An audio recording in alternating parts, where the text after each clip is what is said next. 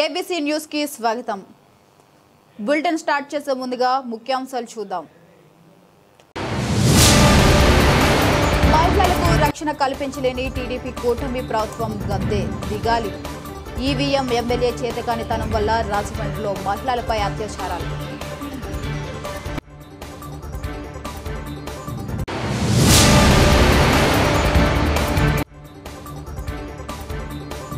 తెలుగు విశ్వవిద్యాలయం ఉప కులపతిగా ఆచార్య మునిరత్నం నాయుడు బాధ్యతల స్వీకరణ.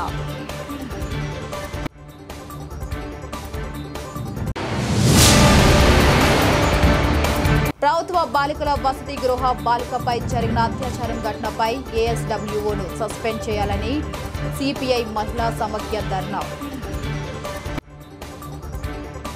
కూటమి ప్రభుత్వం అసమర్థ అరాచక పాలనలో రాష్ట్రంలో నిత్యం మహిళలపై అత్యాచారాలు జరుగుతున్నాయని మాజీ ఎంపీ రాజమండ్రి సిటీ వైసీపీ అధ్యక్షుడు రాష్ట్ర అధికార ప్రతినిధి మార్గని భరత్ మండిపడ్డారు. మహిళలకు రక్షణ కల్పించలేని టీడీపీ కూటమి ప్రభుత్వం తక్షణం రాజీనామా చేయాలని ఆయన డిమాండ్ చేశారు. రాజమండ్రి గణేష్ చౌక్ బాలికల వసతి గృహంలోని విద్యార్థినిపై జరిగిన అత్యాచారానికి నిరసన వ్యక్తం చేస్తూ గురువారం వసతి గృహం వద్ద భరత్ ఆధ్వర్యంలో ధర్నా జరిగింది. జోరున వర్షం కురుస్తున్న వైసీపీ శ్రేణులు ధర్నా చేసి టీడీపీ కూటమి ప్రభుత్వానికి వ్యతిరేకంగా నినాదాలు చేశారు.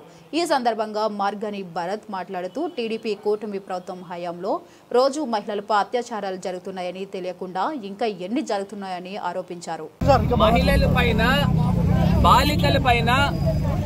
అభం శుభం తెలియని చిన్నారుల పైన వీళ్ళు టీడీపీ నాయకులే కీచకుల్లాగా తయారయ్యి వాళ్ళు చెప్తా ఉన్నారు. ఆ అమ్మాయిని తీసుకెళ్లి మానభంగం చేసిన తర్వాత కూడా నేను ఎవడో తెలుసా, నేను తెలుగుదేశం పార్టీ కౌన్సిలర్ని అని చెప్తా ఉన్నారు.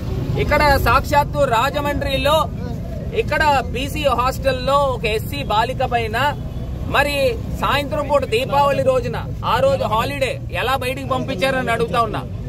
ఇక్కడ తీసుకుని వచ్చి ఆమె పైన దాడి జరిగిన ఈ తెలుగుదేశం పార్టీ నిమ్మక నీరెత్తినట్టు ఏదో కంటి తుడుపు చర్యలు తీసుకుని వచ్చి ఏదో సస్పెండ్ చేసి వదిలేస్తా ఉన్నారు. దీనికి బాధ్యత ఎవరు వహిస్తారు? దీనికి మూలం ఎవరు? ఈ వెలుగులోకి వచ్చినాయి. వెలుగులోకి రాలేని సంఘటనలు రాష్ట్ర వ్యాప్తంగా ఎన్ని జరుగుతా ఉన్నాయి. ఈ తెలుగుదేశం కూటమి ప్రభుత్వం వచ్చిన తర్వాత 24 గంటలు మద్యం తాగించడం వలన, దొంగ మద్యం చేయించడం వలన ఈ కుర్రోళ్ళందరూ కూడా పేటరేగిపోతా ఉన్నారు. డైరెక్ట్ గా పోలీసుల పైన దాడి చేస్తా ఉన్నారు. ఈ బ్లేడ్ బ్యాచ్ వీరంగం చేస్తా ఉన్నారు. రాజమండ్రి ఇది ఒక పెద్ద ఉదాహరణ. ఈవీఎం ఎమ్మెల్యే చేతకాని ఎమ్మెల్యే ఇక్కడ రాజమండ్రిలో ఉన్నాడు. అతని ప్రధాన అనుచరుడే ఒక ఎస్సీ బాలికని కడుపు చేసి బాబు బయటకు వచ్చిన తర్వాత ఆ చిన్న బాబుని చంపేసిన ఘటన రాజమండ్రిలో జరిగింది. ఏదో కంటి తుడుపు చర్యలు తీసుకుని వెళ్ళి అరెస్ట్ చేశారు, బెయిల్ మీద బయట తిరుగుతా ఉన్నాడు. ఇలా రాజమండ్రిలో ఎన్ని ఘటనలు జరుగుతా ఉన్నాయి, రాష్ట్ర వ్యాప్తంగా ఎన్ని ఘటనలు జరుగుతా ఉన్నాయి.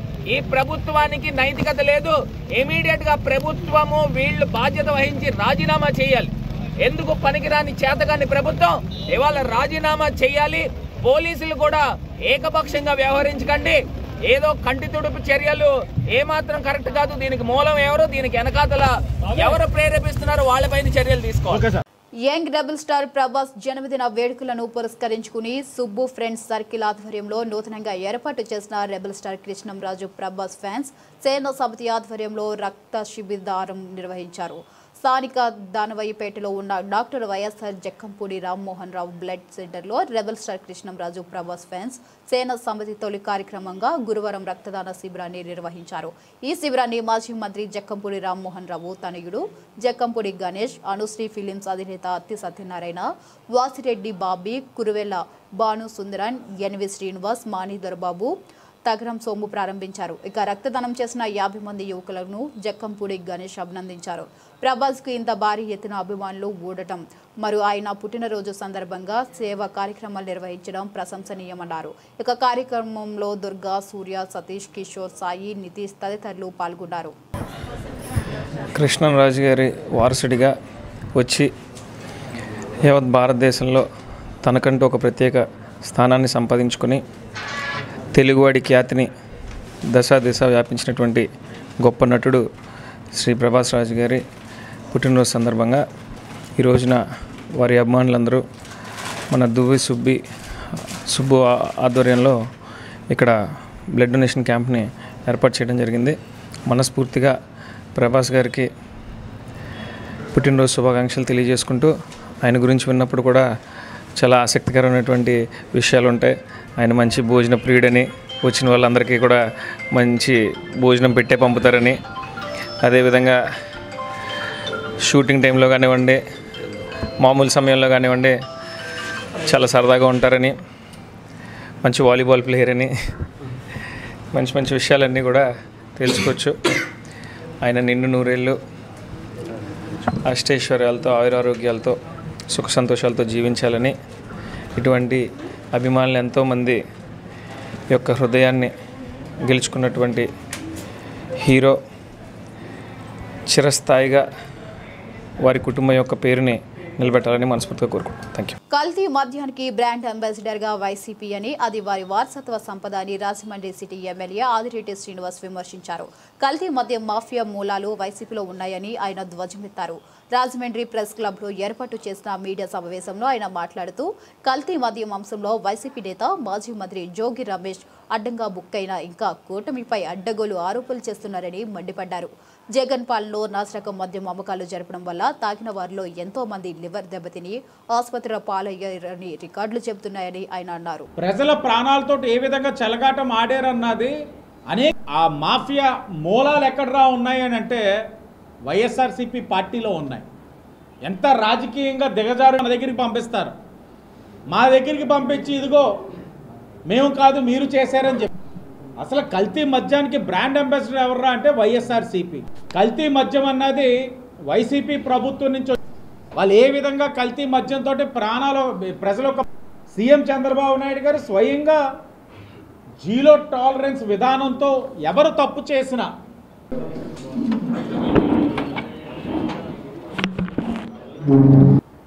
ఓ పక్కన తమిళనాడులో రాజకీయ పార్టీలన్నీ కొట్లాడుకుంటా ఉంటే గూగుల్ ఇక్కడికి వచ్చిందని, ఇక్కడ రాజకీయ పార్టీ ఏదైతే ఉందో వైఎస్ఆర్ కాంగ్రెస్ పార్టీ దౌర్భాగ్యం, మన దురదృష్టం. వాళ్ళేమంటారు, ఆ గూగుల్ వల్ల ఏం పని లేదు, పెద్ద ఏం ఉద్యోగాలు వచ్చావు, ఇది మేము ఎప్పుడో ఆలోచించేవి తెచ్చేద్దామని, మా జగన్మోహన్ రెడ్డి గారు చాలా స్కెచ్ చేశారు అని వాళ్ళు మాట్లాడంటే, రాజకీయంగా ఎదుటివాడు చేసే మంచిని కూడా మీరు స్వాగతించలేని పరిస్థితిలో మీరు ఉన్నారు అని అంటే వైఎస్ఆర్ కాంగ్రెస్ పార్టీ. రాష్ట్రానికి మేలు జరుగుతూ ఉంటే జీర్ణించుకోలేని పరిస్థితిలో ఈ పార్టీ ఉంది అని అంటే దౌర్భాగ్యం ఆంధ్రప్రదేశ్ రాష్ట్రంలో ఇలాంటి వ్యక్తులు ఉండడం. మీరు గమనించండి, లోకేష్ గారు ఆస్ట్రేలియాలో ఉన్న తర్వాత ఈ ఆంధ్రప్రదేశ్ రాష్ట్రం నుంచి ఏదైతే ష్రింప్ ఎక్స్పోర్ట్స్ ఉన్నాయో, అంటే ఆస్ట్రేలియా ఇంపోర్ట్ చేసుకుంటుంది ష్రింప్ ఇంపోర్ట్స్, దాని మీద గత 8 సంవత్సరాలుగా బ్యాన్ ఉంది. లోకేష్ గారు ఆస్ట్రేలియాకి వెళ్ళిన తర్వాత అక్కడ సంప్రదింపులు చేసిన తర్వాత ఆ బ్యాన్ని ఈరోజు ఆస్ట్రేలియా ప్రభుత్వం ఎత్తివేసిందన్న విషయం కూడా గమనించాలి. ఏ తరుణంలో జిఎస్టీకి జరుగుతున్న ఇబ్బందులు రీత్యా ఈ ష్రింప్ ఏదైతే ఎక్స్పోర్ట్స్ అంతా కూడా కొద్దిగా ఇబ్బందులు ఉన్నాయన్న తరుణంలో Andhra Pradesh largest exporter of shrimp అయ్యి ఉండ రాష్ట్రంగా ప్రత్యామ్నాయంగా ఏ విధంగా చేయాలన్న ఆలోచనతోటి ఇక్కడ ఉన్న కూటమి నాయకత్వం కష్టపడి ఈ రోజున ఆస్ట్రేలియా ఏదైతే బ్యాన్ ఉందో. సికిల్ సెల్ వ్యాధితో బాధపడుతున్న 22 ఏళ్ల యువతికి సికింద్రాబాద్ యశోద హాస్పిటల్ నందు మెచిల్డ్ సిబ్లింగ్ అలోజెన్ సిస్టమ్ సెల్ ట్రాన్స్ప్లాంటేషన్ను విజయవంతంగా నిర్వహించినట్లు ప్రముఖ haematology bone marrow transplant unit doctor K కరుణా కుమార్ ఆనంద వ్యక్తం చేశారు. రాజమహేంద్రవరం స్థానిక యశోద ఆసుపత్రిలో జరిగిన మీడియా సమావేశంలో ఆయన మాట్లాడారు. రోగి సోదరుడు స్టెమ్ సెల్ దాతగా నిలిచారని, అత్యాధునిక సాంకేతిక పద్ధతులతో అనువగ్నులైన వైద్య బృందం పర్యవేక్షణలో ఈ క్లిష్టమైన వైద్య ప్రక్రియ విజయవంతంగా పూర్తి చేశామన్నారు. ఇక ప్రస్తుతం రోగి పూర్తిగా కోలుకుంటూ సాధారణ జీవన శైలిలోకి అడుగు పెడుతున్నారని, 3 నెలల తర్వాత కూడా రోగి ఆరోగ్య పరిస్థితి స్థిరంగా ఉందన్నారు. నా పేరు డాక్టర్ కరుణా కుమార్. నేను హెమటాలజిస్ట్ అంటే రక్త సంబంధిత వ్యాధులకి వైద్యం చేసే డాక్టర్ అని చెప్తాము. హెమటాలజీ స్పెషాలిటీ మన ఆంధ్ర, తెలంగాణ మొత్తం ప్రాంతంలో కూడా చాలా తక్కువ మంది స్పెషలిస్టులు ఉన్నారు. అంటే మీకు తెలంగాణ ఆంధ్ర మొత్తం కలుపుకున్నానని 10 సంఖ్యలోనే హెమటాలజిస్టులు అందుబాటులో ఉన్నారు. మేము ముఖ్యంగా కొన్ని కఠినమైన రక్త సమస్యలకి, అంటే క్యూర్ చేయలేనటువంటి సమస్యలకి బోన్ మ్యారో ట్రాన్స్ప్లాంటేషన్ అనే అత్యాధునిక మెడికల్ చికిత్స ద్వారా కొన్ని జబ్బుల్ని నయం చేస్తాము. ఇది కొద్దిగా చాలా కాంప్లికేటెడ్ ప్రొసీజర్. కానీ టైంకి పేషెంట్ని గుర్తించి సరైన టైంకి కానీ ఇది చికిత్స అందించినామంటే చాలా మంచి సక్సెస్ రేట్ ఉంటుంది. సో వీటిలో క్యూర్ చేయగలిగే జబ్బుల్లో కొన్ని ఏప్లాస్టిక్ అనీమియా, జన్యు లోపాలతో వచ్చే కొన్ని జబ్బులు అంటే థాలసీమియా, సికిల్ సెల్ అనీమియా, ఇంకా కొన్ని బ్లడ్ క్యాన్సర్స్, లుకీమియా, ఇటువంటివన్నీ కూడా ఈ బోన్ మ్యారో ట్రాన్స్ప్లాంటేషన్ చికిత్స ద్వారా క్యూర్ చేస్తుంది. రీసెంట్గా రాజమండ్రికి చెందిన మా పేషెంట్ ఒకరు ఉన్నారు, తనకి 20 years, తనకి సికిల్ సెల్ అనీమియాతో బాధపడుతున్నప్పుడు ఇటువంటి ప్రొసీజర్ బోన్ మ్యారో ట్రాన్స్ప్లాంటేషన్ చేసి క్యూర్ చేయడం జరిగింది. ఇప్పటికి ట్రాన్స్ప్లాంట్ అయిపోయి దగ్గర 6 నెలల సమయం అయిపోయింది. పేషెంట్ స్టేబుల్గా తన జీవితాన్ని నార్మల్గా ఇప్పుడు కొనసాగిస్తుంది. ఈ సికిల్ సెల్ అనీమియాలో జనరల్గా ఏమవుతుందంటే ఈ సికిల్ సెల్స్ అనేవి రక్తనాళాలకు అడ్డుపడి మొత్తం బ్లడ్ వెజల్స్ని బ్లాక్ చేసి పేషెంట్ని చాలా నిర్వీర్యం చేస్తుంది. దీనివల్ల రిపీటెడ్గా నొప్పులు రావడము, హాస్పిటల్కి వెళ్ళడము, స్కూల్ ఆగిపోవడము, చేయాల్సిన పనులు చేయలేకపోవడం, ఊరికే బ్లడ్ ఎక్కించడము, ఇటువంటి పెద్ద సమస్యలతో సతమతమవుతుంది. కొన్నిసార్లు ఈ స్ట్రోక్, పారాలిసిస్ వంటి కూడా వస్తున్నాయి. సో ఈ ట్రాన్స్ప్లాంట్ వీటన్నిటి నుంచి పేషెంట్కి క్యూర్ చేస్తుంది. సో ఇటువంటి చికిత్స జరిగింది. పేషెంట్ సక్సెస్ ట్రాన్స్ప్లాంట్ అయ్యింది. సో దాని గురించిన ఇన్ఫర్మేషన్ మీకు షేర్ చేయాలని చెప్పి ఈరోజు దీన్ని ఎలా గుర్తించాలి? చాలా ప్రాంతాల్లో తెలియకుండా, చాలామందికి తెలియకుండా ఉండదు. అదే పెద్ద సమస్య. అది ఏదో ఉందని చెప్పి బయటకు వస్తే చాలామంది ముందే టెస్టులు చేసుకొని దానికి ఏది సాల్వ్ చేసుకోగలరు. ఇప్పుడు ఈ లోపలే మనిషి తినేస్తారు. అది ఏదో పెద్ద కాంప్లికేషన్ వచ్చి హాస్పిటల్కి వచ్చినప్పుడు మనకు బయటపడుతుంది. 2 రకాల పేషెంట్లు ఉన్నారు. కొంతమందికి చిన్నప్పటి నుంచి ఉంటుంది కానీ ఎప్పుడో 50 ఏళ్ళకి బయటపడుతుంది. కొంతమందికి 1-2 సంవత్సరాల నుంచే బయటపడుతుంది. దీని మెయిన్ లక్షణం ఏంటంటే నొప్పులు, బాడీ పెయిన్స్ వస్తాయి, కీళ్ళల్లో నొప్పులు వస్తాయి. అంటే కీళ్ళ నొప్పులు అంటే చాలా నాట్ స్పెసిఫిక్. ఇప్పుడు కీళ్ళవాతం ఉంటుంది, వైరల్ ఫీవర్లో నొప్పులు వస్తాయి, కాల్షియం తక్కువ ఉంటే నొప్పులు వస్తాయి. అట్లా ఇంకొద్ది డిఫరెంట్ ఉంటుంది. ఈ నొప్పులు అనేవి ఇప్పుడు ఏ నొప్పులు అనేవి వస్తాయి, వెళ్ళిపోతాయి, కానీ ఊరికే రావు, మళ్ళీ రావచ్చు. ఈ జబ్బులు ఏమవుతుందంటే రికరెంట్ అటాక్స్ అంటారు, మళ్ళీ రావడం లేదు. సరిపోతుంది. మాత్రలు ఇచ్చినా సెట్ కాకపోయినా మా మెడిసిన్స్తో మనం కంట్రోల్ చేయలేని పక్షంలో అప్పుడు ట్రాన్స్ప్లాంట్. టైం ట్రాన్స్ప్లాంట్ పోకపోతే పేషెంట్ కండిషన్ కొద్దిగా బ్యాడ్ అయినాక ట్రాన్స్ప్లాంట్ చేస్తే సక్సెస్ రేట్ చాలా తక్కువ. ఇప్పుడు అనవసరమైన కాంప్లికేషన్స్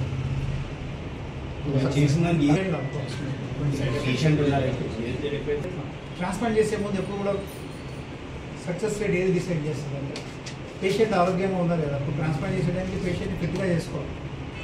సిక్గా ఉండి జ్వరం ఉండి ఇన్ఫెక్షన్ ఉండే పేషెంట్ ట్రాన్స్ప్లాంట్ చేస్తే ఫెయిల్ అయిపోతుంది. ఫస్ట్ స్టెప్ ఏంటంటే పేషెంట్ ఆరోగ్యంగా ఉండాలి.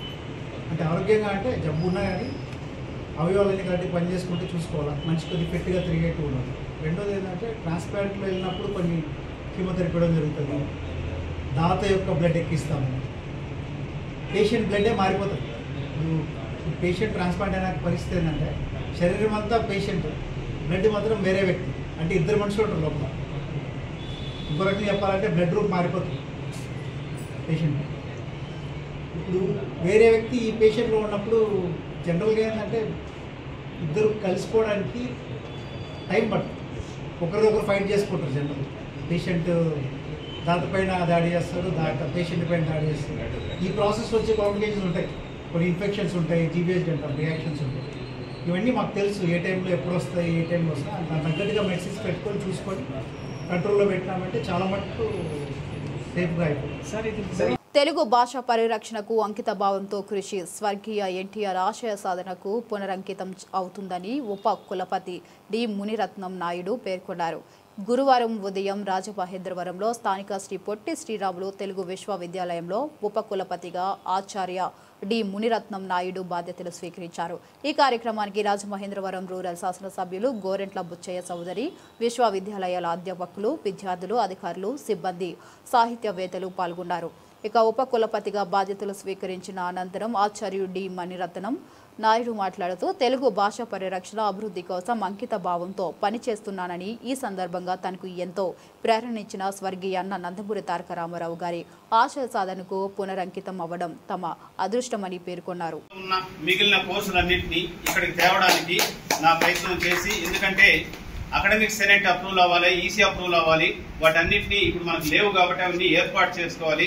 రిజిస్ట్రార్ని అపాయింట్ చేసుకోవాలి, ఫైనాన్స్ ఆఫీసర్ని అపాయింట్ చేసుకోవాలి.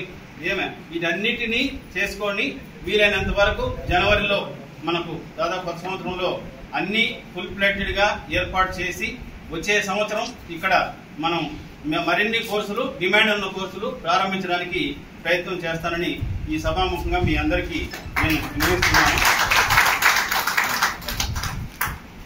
ఎందుకంటే ఈ విశ్వవిద్యాలయం మీద నేను ఇంటర్నేషనల్ తెలుగు సెంటర్ డైరెక్టర్ గా 15 ఏళ్లు, డిప్యూటీ డైరెక్టర్, అసిస్టెంట్ డైరెక్టర్ గా, ప్రాజెక్ట్ అసిస్టెంట్ గా పనిచేసి రిటైర్ అయిన వాడిని. బయట మనకి ఈ విశ్వవిద్యాలయానికి అన్నిటికన్నా ముఖ్యమైనది ఏంటంటే అది external window. International Telugu centre విస్తరణ సేవా విభాగం అనేది ఇంటర్నల్ విండో, అంటే వితిన్ తెలుగు ప్రాంతాల్లో ఉన్నటువంటి వారికి సేవ చేయడం.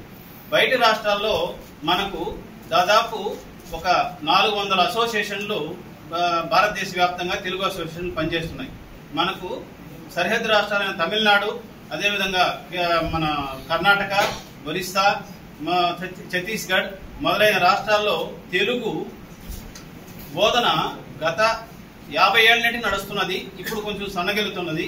అదేవిధంగా ఢిల్లీ, వెస్ట్ బెంగాల్, అదే గుజరాత్ మొదలైన ప్రాంతాల్లో కూడా తెలుగు నడుస్తున్నది. అయితే స్నాతకోత్తర స్థాయిలో కూడా కొన్ని చోట్ల జరుగుతున్నది.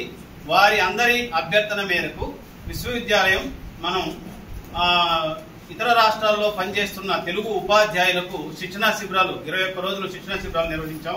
ఆ విధంగా నా 30 ఏళ్ల సర్వీస్ లో 28 శిక్షణా శిబిరాలు అండమాన్ నికోబార్ దీవులతో సహా నిర్వహించడం జరిగింది. వారి అభ్యర్థన మేరకు నవోదయ పాఠశాలలకు పాఠ్యపుస్తకాలు 3వ భాషగా తెలుగు పాఠ్యపుస్తకాలు రూపొందించడం జరిగింది. అదేవిధంగా సిబిఎస్ఈ సిలబస్ ప్రకారం మనకు మీ అందరికీ గర్వకారణం ఒకటి చెప్పాలి. ఎందుకంటే ఢిల్లీలో దుర్గాబాయి దేశ్ముఖ్ గారు ప్రవేశపెట్టినటువంటి 36లో ప్రవేశపెట్టినటువంటి తెలుగు పాఠశాల ఈ రోజు 5 పాఠశాలలుగా 5 విశ్వవిద్యాలయాల స్థాయిలో బిల్డింగు, అట్మాస్ఫియర్, దానికి కావాల్సినటువంటి అన్ని వసతులతో జరుగుతున్నది. వారికి సిబిఎస్ఈ సిలబస్ ప్రకారం 1 నుండి 8 వరకు పాఠ్యపుస్తకాలు తయారు చేశాం. తర్వాత వెస్ట్ బెంగాల్లో ఇంటర్మీడియట్ లో కూడా ఉంది తెలుగు, కాబట్టి ఇంటర్మీడియట్ పాఠ్యపుస్తకాలు తయారు చేసి ఇచ్చాం తెలుగు వాచకాలు. గుజరాత్ లో మనకు తెలుగు మీడియం ఆఫ్ ఇన్స్ట్రక్షన్ మొత్తము తెలుగు మాధ్యమంలో పాఠ్యపుస్తకాలను అనువదింపజేసి ముద్రించడం జరిగింది. ఆ విధంగా భారతదేశ వ్యాప్తంగా తెలుగు అభివృద్ధికి అంతర్జాతీయ తెలుగు కేంద్రం విశ్వవిద్యాలయం ద్వారా కృషి చేసింది. అదే నేపథ్యంలో మనకు ఈ రోజు విశ్వవిద్యాలయాల్లో ఇతర రాష్ట్రాలు, ఇతర దేశాలలో ఉన్న విద్యా సంస్థలతో ఒప్పందాలు కుదుర్చుకుంటే తప్ప మనకు యూజీసీ రికగ్నిషన్, తర్వాత మనకు ఉన్నటువంటి ప్రాబల్యం పెరగడానికి అవకాశం ఉండదు. ఆ విధంగానే మనం ఇతర దేశాల్లో మనకు American institute of Indian studies అనే సంస్థతో ఎంఓయూ కుదుర్చుకుని 60 మంది అమెరికా దేశం నుండి మన హైదరాబాద్ ఇచ్చేసి పిహెచ్డి చేశారు. భాషకు పట్టం కట్టాలని తెలుగు జాతి ఔన్నత్యాన్ని ప్రపంచానికి చాటాలని తప్పించిన మహానుభావుడు నందమూరి తారక రామారావు. ఆయన తెలుగుదేశం పార్టీ ప్రారంభించిన తర్వాత రాష్ట్రంలో తెలుగు వికాసం కోసం, తెలుగు సాహిత్యాన్ని, తెలుగు వాంగ్మయాన్ని, జానపదాన్ని పోషించడం కోసం విశ్వవిద్యాలయాన్ని ప్రారంభించాలన్న ఆలోచనలో మొట్టమొదటిగా ఆలోచించింది రాజమహేంద్రరావు. ఒకప్పుడు ఆంధ్ర యూనివర్సిటీ కేంద్రం ఇక్కడే ప్రారంభించాలని మొదలుపెట్టి తర్వాత విశాఖపట్నం మారిపోయింది. అదే దృష్టిలో పెద్ద దృష్టిలో పెడితే తెలుగు నన్నయ్య గారు నడయాడే నేల ఇక్కడే పెట్టాలని ఆలోచించి అదే ఫస్ట్ అనౌన్స్ చేసిన తెలుగు విశ్వవిద్యాలయ కేంద్రం రాజమహేంద్రవరం, తర్వాత హైదరాబాద్. ముందు రాజమహేంద్రవరంలోనే పెట్టాలని దీన్ని అనౌన్స్ చేసిన తర్వాత 85 ఇక్కడ ప్రాతిపదం పనుల పరిశీలనకు వచ్చాం. రామారావు గారు, నేను డిప్యూటీ చైర్మన్ ప్లానింగ్ బోర్డులో ఉన్నప్పుడు ఇద్దరం కలిసి ఇలా వచ్చినప్పుడు ఈ ప్రాంతం అంతా చూసినప్పుడు దీన్ని రిజర్వ్ చేయండి, ఇది ఒక విజ్ఞాన కేంద్రంగా మారుద్దామని చెప్పినప్పుడు 190 ఎకరాలు సార్, 190 ఎకరాలు ఆయన స్కెచ్ గీసి ఏ సంస్థకి ఎంత కేటాయింపు చేయాలో చేశారు. 45 ఎకరాలు తెలుగు విశ్వవిద్యాలయం కేటాయింపు చేసిన మహానుభావుడు రామారావు. అలాగే SC boys polytechnic, women's IT, మహిళా ప్రగతి ప్రయాణం, డైట్, నిర్మతి కేంద్రం చాలా వచ్చాయి ఒక విజ్ఞాన కేంద్రంగా. ఆ తర్వాత ప్రభుత్వంలో కొంత భూమిని వేరే వాటికి కేటాయింపు చేశారు, కొంత ఆక్రమణ గురైంది. ఇవాళ చెబుతున్నాను వెంటనే, గత 6 నెలలుగా నేను చెప్తానే ఉన్నా, వెంటనే సర్వే చేయండి, ఈర్ మార్క్ చేయండి, ఆక్రమణ ఉండడానికి వీల్లేదు. ఒక మహానుభావురాలు కలెక్టర్ గారు అయితే శ్మశానాన్ని పెట్టారు మధ్యలో. శ్మశానం ఊరి మధ్యలో శ్మశానం లాగా ఇన్స్టిట్యూషన్ మధ్యలో శ్మశానం పెట్టి వెళ్ళిపోయింది.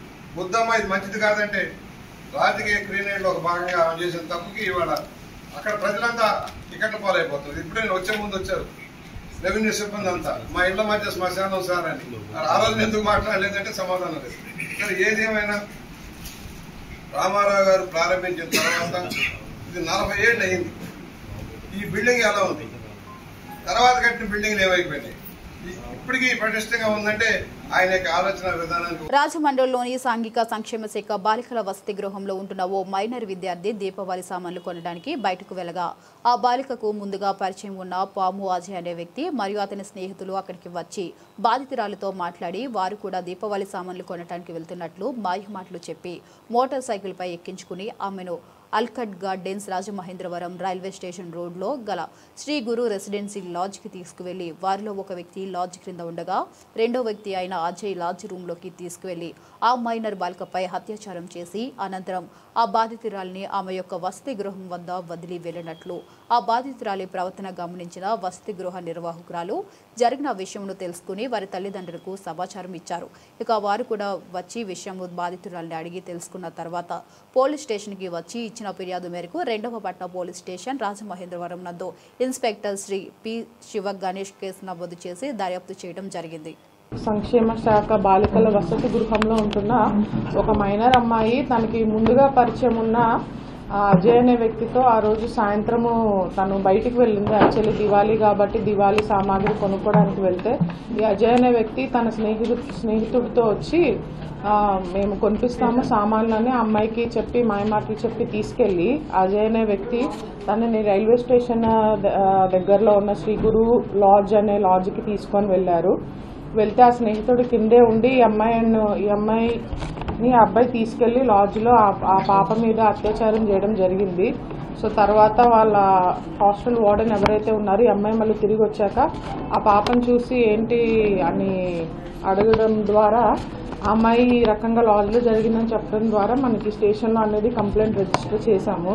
సో మనము 21st ఎఫ్ఐఆర్ చేసిన వెంటనే వాళ్ళు 24 hours ఎవరైతే ఇద్దరు నిందితులు ఉన్నారో సో ఎవరైతే ఆ పాప మీద అత్యాచారం చేశారో ఆ అబ్బాయి అజయ్ అనే వ్యక్తిని అండ్ రెండో వ్యక్తి వచ్చి సత్యస్వామి కాగితాపల్లి సత్యస్వామి ఎవరైతే ఆ పాపను తీసుకెళ్లడానికి సహకరించాడో ఈ అజయ్ అనే వాళ్ళ స్నేహితుడిని కూడా మనము నిన్న ఈవినింగ్ అరెస్ట్ చేయడం జరిగింది. సో వాళ్ళని ఈరోజు రిమాండ్కి తరలిస్తున్నాము. సో ఏదైనా కూడా పరిచయం ఉన్న వ్యక్తి అయినా కూడా మైనర్ అమ్మాయిని అలా తీసుకెళ్లడము చట్టరీత్యా నేరము.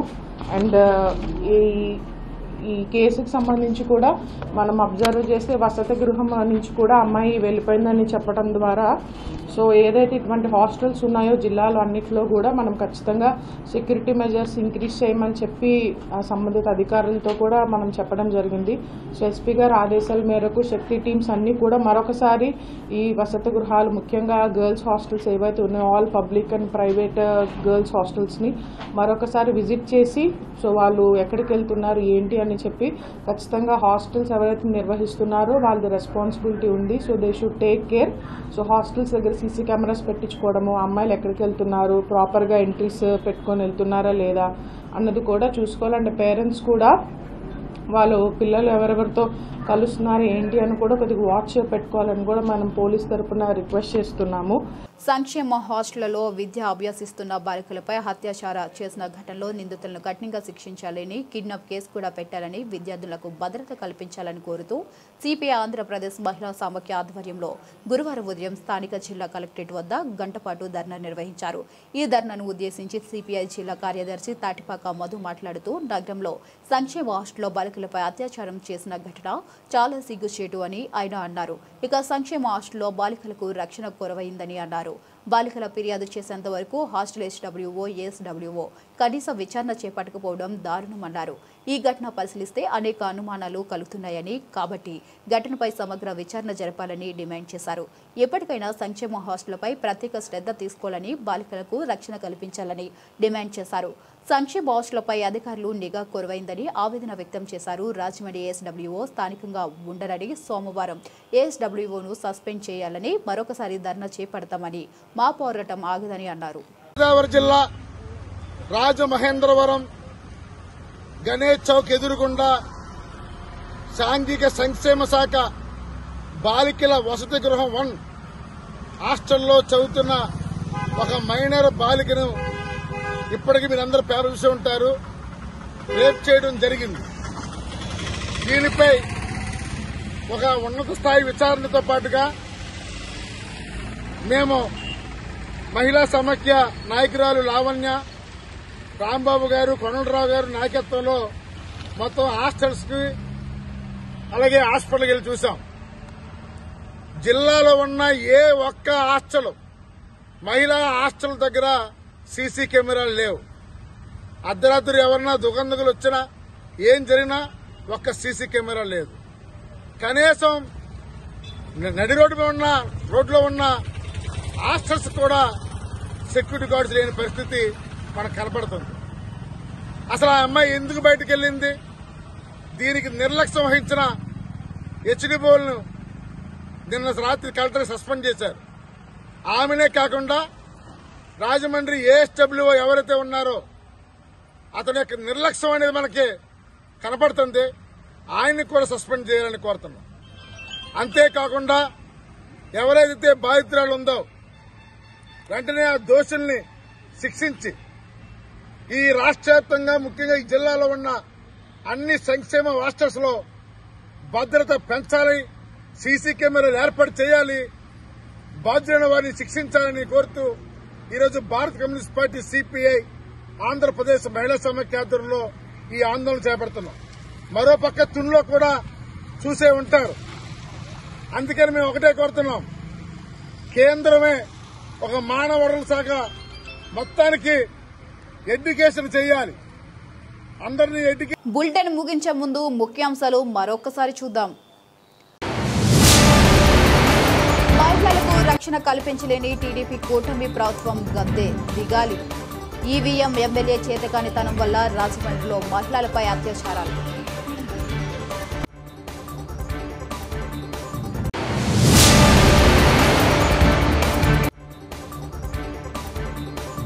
తెలుగు విశ్వవిద్యాలయం ఉప కులపతిగా ఆచార్య మునిరత్నం నాయుడు బాధ్యతల స్వీకరణ.